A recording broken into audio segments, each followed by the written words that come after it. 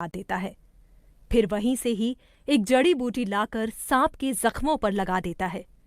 भोला वहां से जाने लगता है कि तभी सांप उससे कहता है, तुमने मुझे प्राण दान दिया है, वरना मैं दर्द से बहुत तड़प रहा था।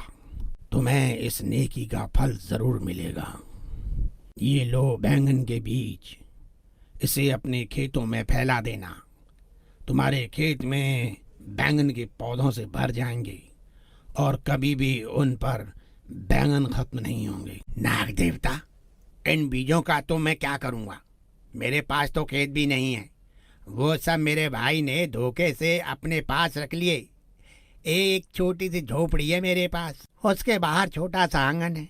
रहने के लिए जगह भी बराबर नहीं पड़ती। आप इन्हें अपने पास ही रखिए। ये सुनकर नाग देवता को बड़ी तकलीफ होती है। वो भोला से कहते हैं, कोई बात नहीं, अभी तक जो तुम्हारी किस्मत में लिखा था वो तुम्हारे साथ हो गया, लेकिन अब तुम्हारी किस्मत बदलने वाली है। ये एक बीज लो, इसे अपने आंगन में लगा देना। मानता हूँ खेतों में पौधे होते हैं, लेकिन तुम्हारे आंगन में एक ऐसा पेड़ होगा जिस पर ढेर सारे बैंगन लगेंगे। और इस तरह के बैंगन लगेंगे, गोल, छोटे, लंबे, हर तरह के। अब आप भी मेरा मजाक उड़ाने में लगे। मैं जानता हूँ बैंगन का पेड़ नहीं होता, पौधे होते हैं, पौधे। अभी तुमने ही तो कहा कि तुम्हारे पास खेत नहीं है, इसलिए ये बीज लो। ये जादुई बैंगन का बीज है और इससे तुम्हारे घर में एक पेड़ लगेगा। उस पेड़ पर ढेर सारे बैंगन होंगे। तुम उन बैंगनों को बाजार में बेच देना, जिससे तुम्हें रोज भरपूर आमदनी होगी। और देख लेना, तुम्हारी किस्मत एकदम से पलटी खा जाएगी। भोला वो बीज लेकर अपने घर आ जाता है और आंगन में लगा देता है।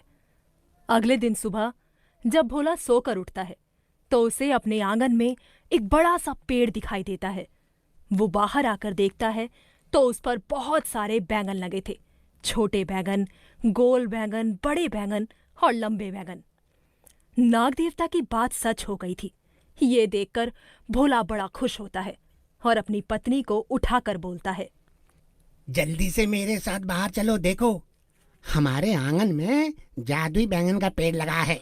नाग देवता ने मुझे कल एक बैंगन का बीज दिया था, जो मैंने अपने घर के आंगन में कोने में लगा दिया।